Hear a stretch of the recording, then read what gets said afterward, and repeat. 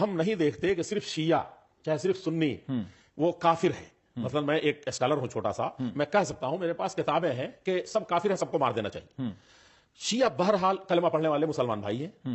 ایک ہندو تو کلمہ پڑھنے والے نہیں ہیں, لیکن اس کو بھی ہے کہ اگر اس کو کہیں مار دیا آپ نے تو سارے سنسار کو مار ڈالا. یہ ہمارا سدھانت اصول ہے.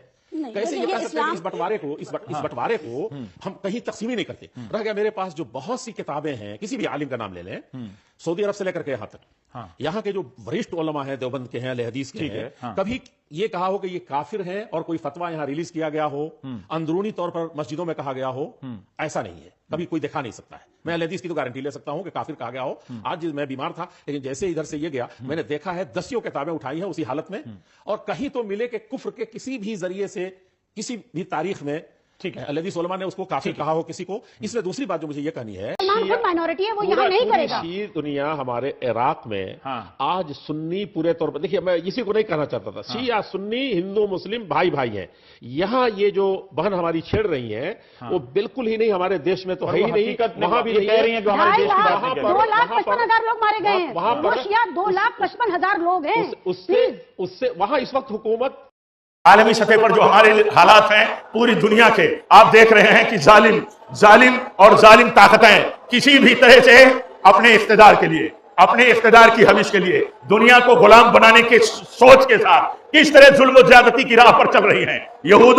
نے انتہا کر دی, کتنے مسائل پیدا کر دیے دنیا میں, اور اسی طرح کتنے مسائل پیدا کیے یہود و نصارہ کے مشرکین کے ساتھ رافضیوں نے, اور ان رافضیوں نے, اس لیے ان سب کے ساتھ ہمارا اظہار برات ہونا چاہیے, سب کے ساتھ ہماری دلی بے چینی ہونی چاہیے. کسی نہ کسی سطح پر جو لوگ اللہ اور اسلام کے دشمن ہیں, جو لوگ صحابہ کے دشمن ہیں, وہ حقیقت میں اسلام والے نہیں ہیں. امام احمد بن حنبل رحمۃ اللہ علیہ کا قول ہے, وہ کہتے ہیں جو صحابہ کو گالی دیتا ہو اسلام سے اس کا کوئی تعلق نہیں, اسلام سے اس کا کوئی تعلق نہیں. اگر ہمارے سماج کے مسلمان, ہمارے سماج کے نوجوان اہل سنت اور اہل الحدیث, ان کو جو لوگ قرآن کو کامل نہیں مانتے, محرف مانتے, کی تحریف والا قرآن ہماری بیچ میں موجود ہے, جو صحابہ کو گالی دیتے ہیں, جو ام المومنین عائشہ رضی اللہ تعالیٰ عنہا پر تہمت لگاتے ہیں, اور جن کا طبقہ, جن کی سوچ اور جن کا عقیدہ اور مسلک اس پر اسی بنیاد پر چلتا ہے, ان کے لیے ہمدردیاں تو بہت ہوں, اور جو اہل سنت ہیں, سلف ہیں, ان کے طریقے اور ان کی تائید کے مقابل میں ان کی تائید اور ہو, اور وہ یہ نہ سمجھتے ہو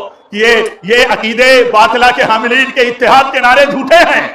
یہ نہ سمجھتے ہو کہ یہ نعرے تقیہ پر مبنی ہیں, یہ نعرے ہمیں کنفیوز کرنے کی نیتوں پر مبنی ہیں, ہمارے صفوں میں شبہات پھیلانے کے نام پر مبنی ہیں. یہ اور اس طرح کے نعرے اتحاد امت کے نام پر کہ مسلمانوں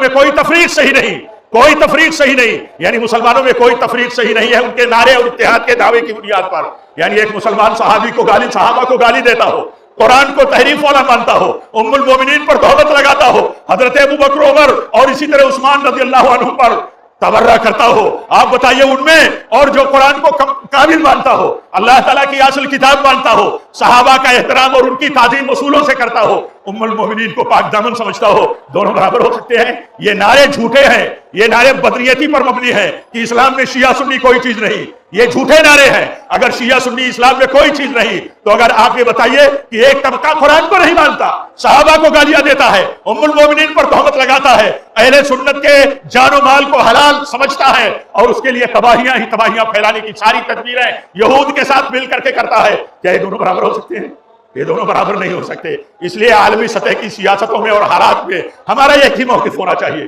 ہم بہت زیادہ نہیں جانتے, ہم اپنی سیاست نہیں سمجھ پاتے, تو عالمی اور یہود کی سیاست کیا سمجھیں گے؟ ہمارے لیے بہت مشکل ہے. ہمارے لیے یہ ہے کہ جتنے لوگ اللہ اور اس کے رسول کے اور خالص اسلام کے خلاف ہیں, ان سے ہم سب سے اظہار برات کرتے ہیں.